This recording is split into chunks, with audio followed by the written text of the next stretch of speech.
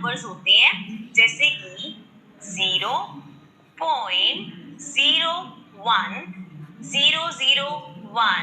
0001, 00001। अब आप क्या देख रहे हो कि ये नंबर चलता जा रहा है, इसका कोई एंड नहीं है, लेकिन एक पैटर्न है, जैसे 01, 001, 0001। सो ये क्या है, पैटर्न नहीं है, लेकिन ये नंबर चलता जा रहा है। अभी आगे के टॉपिक में हम डेसिमल एक्सपेंशन करेंगे, तब आपको समझ में आएगा कि ये नंबर इरेशनल क्यों होता है। अभी के लिए आप समझ लो, ये पैटर्न जहां पे भी आपको दिखेगा वो नंबर हमेशा इरेशनल होगा। अभी 1 की जगह ऐसे भी हो सकता है 0.07, 007, मतलब पैटर्न देखना, नंबर कौन सा है वो मैटर नहीं करता, इस पैटर्न में है तो वो इरेशनल होगा। इसी तरह से एक और होता है, दैट इज पाई। पाई हमने सुना है ना, so this pi is an irrational number. ठीक है, तो हमने 3 कैटेगरी देखी, एक तो कंप्लीट रूट नहीं है, अंडर रूट में है, प्राइम नंबर, तो वो एक इरेशनल नंबर है, पाई हो गया। और ये भी हमने देखा 0.8 जो इस पैटर्न में है, ये भी इरेशनल होगा। ठीक है, तो कांसेप्ट क्लियर हो गया, रैशनल नंबर्स क्या होते हैं और इरेशनल नंबर्स क्या होते हैं।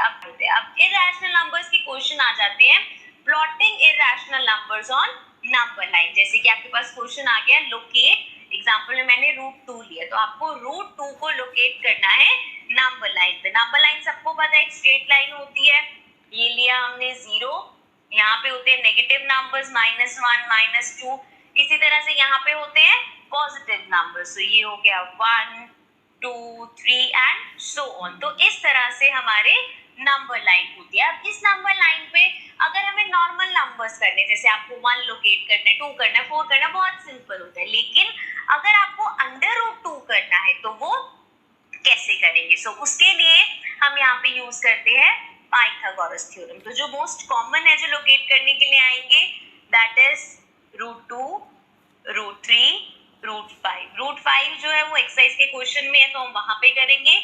√2, √3 मैं अभी आपको करना समझाऊंगी, ठीक है। और बाकी एक हमारे एक्सरसाइज में क्वेश्चन भी आएगा जिसमें हमें √9.3 को लोकेट करना होगा, बट दैट जब वो एक्सरसाइज में क्वेश्चन आएगा तब हम करेंगे। ये 3 सबसे कॉमन है, इनको समझते हैं। सो √2 पे आ गए, अब हमें √2 लोकेट करना है एक नंबर लाइन पे। सो इसके लिए we are going to use Pythagoras theorem. So using Pythagoras theorem,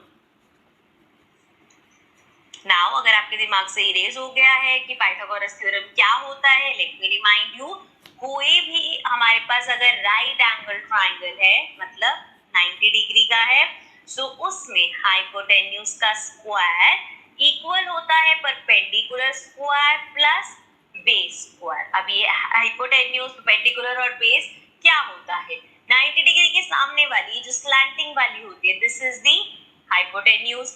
ये जो 90 डिग्री का एंगल बना रही है, मतलब परपेंडिकुलर बना रही है, ये है परपेंडिकुलर, और ये जो नीचे है, दिस इज दी बेस। ठीक है, याद आ गया।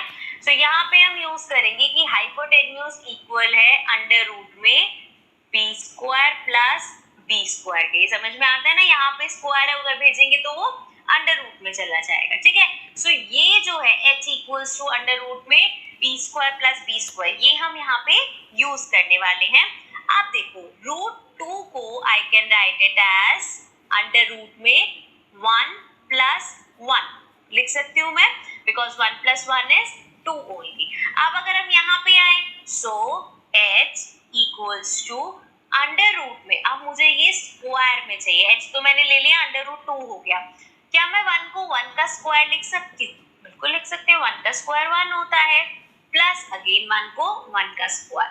सो ये अब देखो, यहाँ से मुझे क्या मिला कि मेरी हाइपोटेन्यूज है अंडर रूट 2, मेरा परपेंडिकुलर है 1 और मेरा बेस है 1। ठीक है, तो यहाँ से मुझे हाइपोटेन्यूज, परपेंडिकुलर और बेस मिल गया है। अब आते हैं इसको प्लॉट कैसे करना है। आई होप ये इतना पार्ट समझ में आ गया होगा, सिंपल पाइथागोरस थ्योरम लगाया है। और एक और चीज, ये जो मैं प्लॉटिंग अभी आपको √2 और √3 की बताऊंगी, मैं आपको यहाँ पे स्क्रीन पे बता रही हूँ। अगर कंफ्यूजन है, आप नीचे मुझे मेंशन करना कमेंट्स में, मैं आपको कंपास वगैरह से भी पूरा ड्रॉ करके बता दूंगी। वैसे बहुत सिंपल है, तो हम ऐसे भी कर लेते हैं, बट अगर कंफ्यूजन है, do mention in the comments below. So now 0 से 1 तक ले लो, 1 यूनिट है। सो लेट्स सपोज ये मैंने 0 से 1 तक ले लिया कि ये मेरा बेस है, ठीक है। अब इसको हम नेम भी दे देते ताकि कंफ्यूजन ना हो। इसको नाम दे दिया मैंने m और इस पॉइंट को नाम दे दिया मैंने n, ठीक है।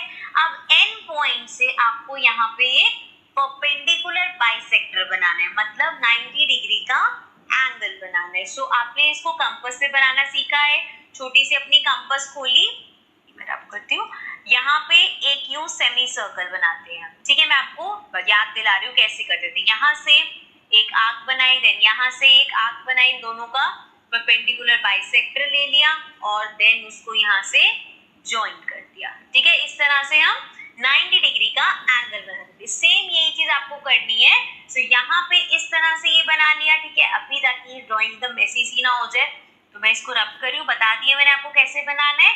तो एक 90 डिग्री का एंगल बना के ये यहाँ पे वो लाइन आ जाएगी हमारी, ठीक है।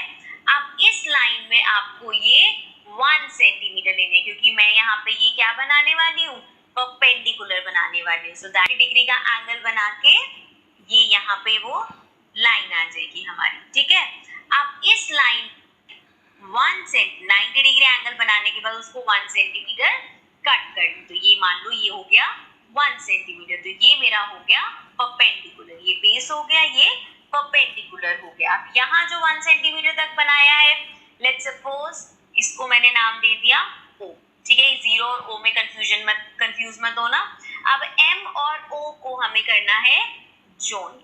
तो इस तरह से आप √2 नंबर लाइन पे प्लॉट कर सकते हो। Now moving to the next one, जिसमें आपको √3 प्लॉट करना है। तो √3 के लिए थोड़ा सा यहाँ पे थोड़ा सा लेवल बढ़ जाएगा। कैसे बढ़ेगा, देखो सेम वही चीज लेनी है, पाइथागोरस थ्योरम यूज करनी है हमने। ये 90 डिग्री का एंगल है, ये परपेंडिकुलर हो गया, ये बेस हो गया, ये हाइपोटेन्यूज हो गई। अब मुझे यहाँ पे ये जो मेरा है ना, हाइपोटेन्यूज इक्वल्स टू √ में p² + b², तो मेरी हाइपोटेन्यूज है अब √3। तो अब इसको मैं कैसे लिख सकती हूँ, 3 को आई कैन राइट 1 + 2 लिख सकते हैं ऐसे, ठीक है। 1 + 2 3 होता है। अब देखो जब हमें इसका जैसे वो तो था 1 + 1, तो हमने लिख दिया 1 का स्क्वायर प्लस 1 का स्क्वायर 2 के टाइम में, लेकिन अब है 1 + 2, तो 1 को तो मैं लिख सकती हूँ 1 का स्क्वायर प्लस 2 को मैं कैसे लिखूंगा, 4 होता तो वो 2 का स्क्वायर होता, लेकिन 2 किसका स्क्वायर है, 2 तो किसी का स्क्वायर नहीं है।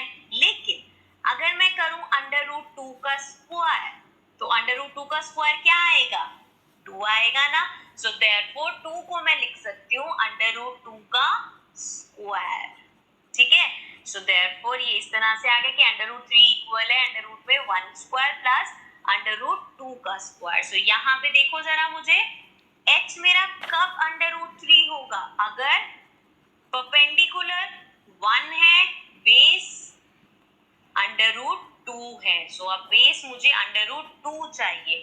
अगर बेस √2 चाहिए तो इसके लिए जो अभी हम यहाँ पे लास्ट स्लाइड में करके आए ना, ये कंस्ट्रक्शन पहले करनी पड़ेगी। देखो यहाँ पे मिला था ना मुझे √2, यही सेम चीज अगर मिल जाएगी तो मैं यहाँ पे √3 बना पाऊंगी। तो इतना पार्ट हमें फिर से करना पड़ेगा। देखो करते हैं, ये लिया हमने 0, यहाँ पे डिस्टेंस ले लिया 1, ये मैं क्या इसलिए ज्यादा लेती हूँ ताकि समझाने में क्लियर है। यहाँ पे कहीं हो गया -1, दैट डजंट मैटर। तो हमें 0 और 1 के बीच में खेलना है ना। ये हो गया मेरा बेस, सेम वही चीज कर रही हूँ। यहाँ पे मैंने बनाया 1 सेंटीमीटर का परपेंडिकुलर, तो इसको जब ज्वाइन किया तो ये मेरे पास क्या आया, ओ से अगर इसको नाम देते हैं यार, इस बार ना ओ नहीं लेंगे, ये ले लिया L, इसको नाम दे दिया M। सो मेरा LM जो है दिस इज √2, ये हो गया √2, ठीक है। नीचे लिख देती हूँ इसको। सो LM मेरा हो गया √2।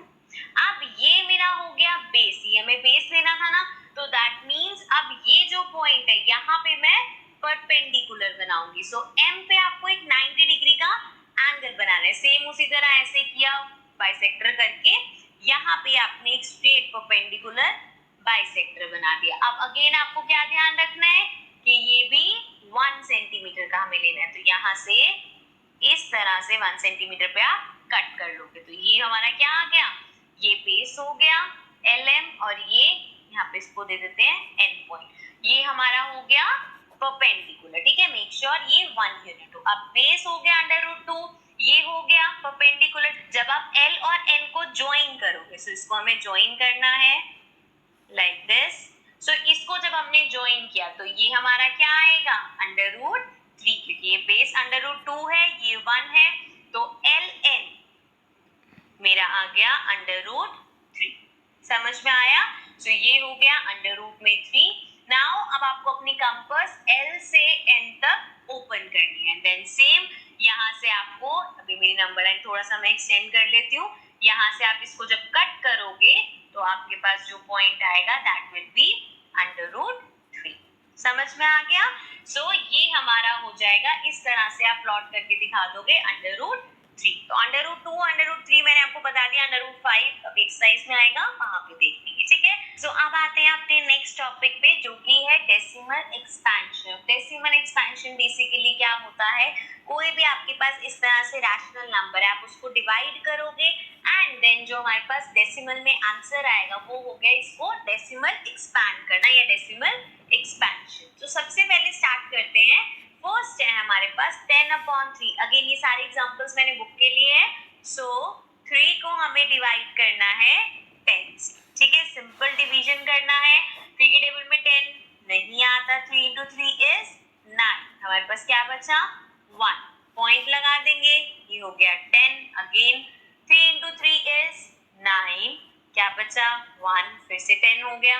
अगेन 3 × 3 इज 9, 1 बचा, 10 हो गया, 3 × 3 इज 9। सो यहाँ पे आप देखोगे कि ये कभी खत्म ही नहीं होगा, ये चलता जाएगा। तो क्या आया मेरे पास 3.333 एंड सो ऑन, तो ये चलता जा रहा है। सेकेंड एग्जांपल देखते हैं, 7/8 है, मतलब 8 को डिवाइड करना है 7 से, तो 8 × 0 इज 0, अपॉन में 7 में से 0 माइनस किया 7 आया, पॉइंट लगाना पड़ेगा, 70 हो गया। अब 8 के टेबल में 70 से छोटा क्या होगा, 8 × 8 कर देंगे, सो 8 × 8 इज 64। इसको माइनस करो, 10 में से 4 माइनस किया 6 आया, ये बन गया 60। अब 60 से छोटा क्या होता है, 8 × 7 is 56। अगेन 10 में 6 माइनस किया 4, ये तो 0 ही हो गया, तो ये हो गया 40। अब आ गया 40, सो 8 × 5 is 40, तो मेरे पास रिमाइंडर क्या आ गया 0, और आंसर क्या आया इसका 0.875, ठीक है। लास्ट है 1/7, सो 7 को डिवाइड करना है 1 से, स्टार्ट करेंगे, 7 × 0 is 0, ये आया 1, पॉइंट लगा देते हैं, ये बन जाएगा 10, 7 × 1 is 7, ये आया 3, बन गया 30, 30 से छोटा 7 × 4 is 28, सो क्या आया 2, बन गया 18, 10 में से 4 गया तो आगे जरा छोटा, 7 × 2 is 14, 10 में से 4 गया, दिस विल बी 6, तो ये बन गया 60। 60 से छोटा 7 × 8 is 56, सो ये हो जाएगा 10 में से 6 गया, ये आ गया 4, बन गया 40। अब 7 के टेबल में 40 से छोटा 7 × 5 is 35, सो नाउ ये बचा मेरे पास 5, ये बन गया 50। अब 50 से छोटा 7 × 7 is 49, सो क्या बचा 1, ठीक है। अब साथ में इसको करेंगे तो ये बन जाएगा 10, जो कि यहाँ से फिर से शुरू हो जाएगा, फिर से करेंगे 7 × 1 7, फिर 30 बन जाएगा 20, तो मतलब अब ये पूरा एज इट इज सेम चलने लग जाएगा। तो इसका आंसर मुझे मिला 0.142857 एंड देन ये पूरा एग्जैक्ट सेम रिपीट करेगा। पहली चीज तो यहाँ पे ये सीखनी है, हम तीनों एग्जांपल में 3.3333, अगर ये 33 चलता जा रहा है तो I can write it as 3.3 और 3 के ऊपर बार, बार का मतलब है कि ये 3 बार बार रिपीट होता जाएगा। ये तो यहाँ पे खत्म हो गया, इसमें कुछ नहीं करेंगे। इस केस में 0.142857 और इस पूरे पे बार, क्योंकि ये ही दोबारा रिपीट करता जाएगा। अब मैं यहाँ पे जो मैंने आपको 3 एग्जांपल्स दिए, इससे मैं आपको यहाँ पे 3 चीजें सिखाऊंगी. One is terminating, one is non terminating, then it is recurring. So अब ये जो तीन नए वर्ड्स आपने सीखे, सबसे पहले है टर्मिनेटिंग. टर्मिनेटिंग नाम से ही हमें पता चल रहा है कोई चीज टर्मिनेट होना. तो इन तीनों एग्जांपल में सिर्फ ये है जिसका रिमाइंडर 0 आया था. तो मतलब अगर आप रिमाइंडर 0 पे पहुंच गए हो तो मतलब वो टर्मिनेट हो गया, खत्म हो गया. देयरफॉर ये हमारा हो गया एग्जांपल ऑफ टर्मिनेटिंग. ठीक है, समझ में आया टर्मिनेटिंग क्या होता है. अब नॉन टर्मिनेटिंग, नेक्स्ट टर्म है non terminating. So non terminating terminating का ऑपोजिट हो गया. मतलब रिमाइंडर 0 आया ही नहीं, चलता जा रहा है. सो इस केस में रिमाइंडर 0 नहीं आया, चलता जा रहा है, तो ये मेरा हो गया नॉन टर्मिनेटिंग. ठीक है, और अगर हम इसकी बात करें, अगेन ये भी रिमाइंडर 0 नहीं आया, ये भी चलता जा रहा है. So this is again non terminating. समझ में आया. सो ये भी नॉन टर्मिनेटिंग. नेक्स्ट टर्म है रिकरिंग. रिकरिंग का मतलब क्या है. सिंपल वर्ड्स में अगर मैं बोलूं तो इसका मतलब होता है रिपीटिंग. अगर आपके पास ऐसा आ रहा है जो रिपीट होता जा रहा है, तो इस केस में ये 3 रिपीट होता जा रहा है. सो ये नॉन टर्मिनेटिंग है और साथ में रिकरिंग भी है, क्योंकि एक तो टर्मिनेट नहीं हुआ और रिपीट होता जा रहा है. सेम इस केस में non terminating and this is recurring also. ठीक है, समझ में आया. सो इस इन 3 एग्जांपल्स में हमने देखा टर्मिनेटिंग क्या होता है, नॉन टर्मिनेटिंग क्या होता है और रिकरिंग क्या होता है. एक चीज और है विच इज नॉन रिकरिंग. अब नाम से देखो पता चलना चाहिए आपको.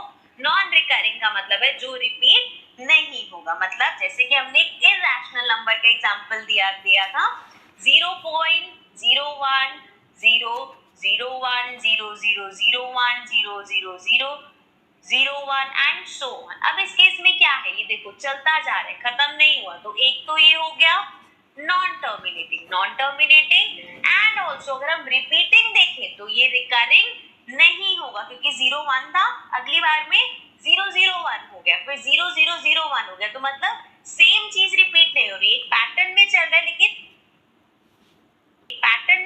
लेकिन अलग अलग नंबर्स है. तो ये हो गया नॉन रिकरिंग. ठीक है, समझ में आया यहाँ पे. इसी तरह से अगर कोई है एग्जांपल जिसमें 0.67893437868 इस तरह से चलता जा रहा है, नंबर सेम नहीं हो रहे, तो वो भी नॉन टर्मिनेटिंग और नॉन रिकरिंग होगा. ठीक है, तो यहाँ पे अगर आपको ये समझ आ गया अच्छे से टर्मिनेटिंग क्या होता है, नॉन टर्मिनेटिंग क्या होता है, रिकरिंग क्या होता है और नॉन रिकरिंग क्या होता है, तो इसके बेस एक बड़ी ही अच्छी चीज आपको आगे करने के लिए मिलेगी. दैट इज यहाँ पे अच्छे से इन लाइंस को मैं पढ़ के समझाती हूँ आपको.